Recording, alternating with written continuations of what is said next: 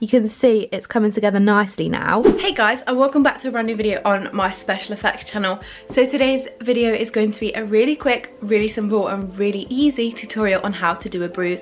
So I've not actually done this on my page yet, and I'm like quite surprised that I haven't, because it's like a really good tutorial to learn. Basically, I'm just going to give you the simple steps on how to create a simple bruise, and then like you can add more colours, you can make it bigger just by painting and using colours. You literally, all you need for this is like a cream paint palette, some IPA and a brush. It's literally so simple, you're gonna love it.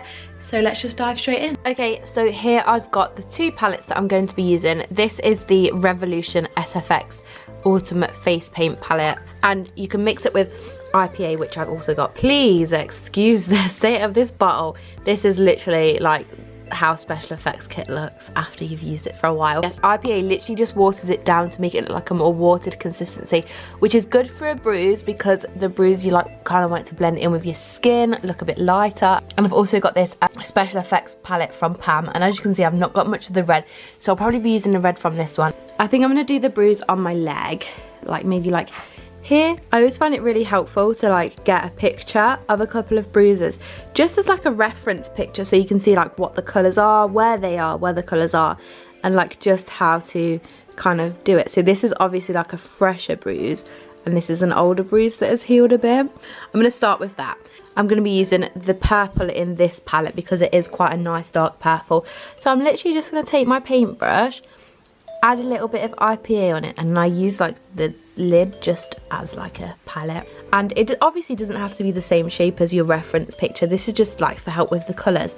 And then I'm just gonna start by just dotting it onto my skin. And what I find really helps is literally to just go over with your finger and blend it out, because then this is blending it into your skin so it doesn't look like it's painted on. And by like using quite a bit of IPA as well and watering it down really helps the bruise to look like it is part of your skin. But honestly, it's fine. I know it's going to take longer to get the colour that you want like this, but this, just building it up, really softly building it up, really helps the bruise to look a lot more realistic. So I'm now going to continue to build up that darker purple colour just on the edge sort of area, and literally just building it up by adding more and more paint each time. And by like kind of doing this motion with your brush as well, it makes it look like it's more like a real bruise really. I'm always just going back in and patting it in, and like there's obviously going to be areas of like darker bits, so just bear that in mind. And a bruise always does look quite blotchy, so that's the sort of image you're trying to go for with the brush and the blending. I'm going to have this bit around here be a bit of a darker purpley colour, and then I think I'm going to go in with the red next. So you can see this bit around here is a little bit darker. I think I'm going to build it up probably one more time to get that really nice purpley bruise colour. This bit here looks like too much of a line now, so I'm actually going to go in with a tiny bit of IPA just to soften it up. And I'm just literally going to go with my finger like that, and that will just help to blend out that bit of the line. So you can see that it's actually starting to come together now. You can start to see like this is the red a bit, and once you add like I think we're going to go with some yellow, some red and some like bluey colour. I might go for this darker blue because that'll work a bit nicer.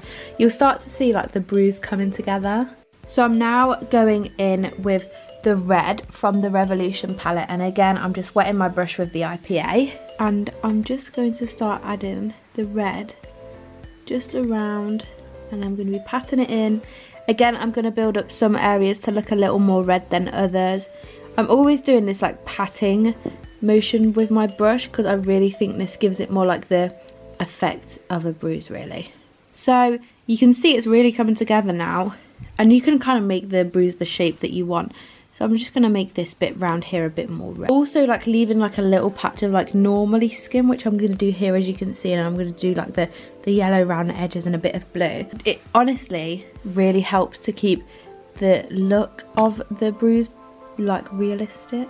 So I'm just going to build up that red a tiny bit more around there, always just patting it out with my finger.